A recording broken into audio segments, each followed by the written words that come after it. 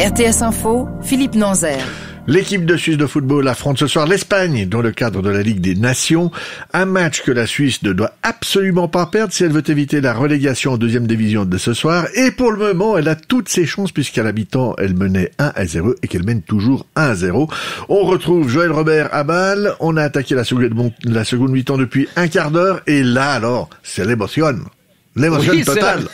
C'est l'émotion totale. L'équipe de Suisse mène toujours 1-0. Une très grosse partie de football des deux côtés. La Suisse qui a une énorme occasion de marquer le 2-0 par Seferovic. C'est Freuler qui a marqué en première mi-temps, on vous le rappelle. Puis Seferovic à la 54e minute, une énorme occasion. Il dribble le gardien. Le but est vide, mais Ramos sur la ligne sauve son équipe. Et dans la contre-attaque, Ramos obtient un penalty sur une faute de main de Rodriguez. Il tire le penalty Ramos et il le rate parce que Sommer plonge et le dévie en corner. Et sur le corner, énorme tête encore de Ramos et sauvetage de Yann Sommer. C'est incroyable. Yann Sommer décisif dans cette partie de grande qualité que la Suisse mène donc 1-0. Il reste 32 minutes dans cette partie et on se réjouit de ces 32 minutes parce qu'il y a bien longtemps qu'on n'a pas vu un bon match de foot tel que celui-ci.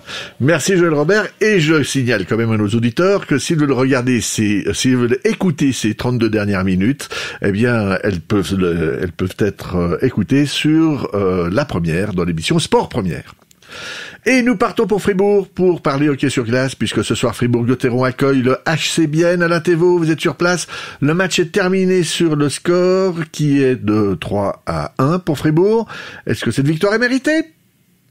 Oui, victoire amplement méritée pour Fribourg-Gotteron qui a vraiment réussi un match plein. Bienne n'a jamais été en mesure de semer le doute. C'était 3-0 pour les Fribourgeois.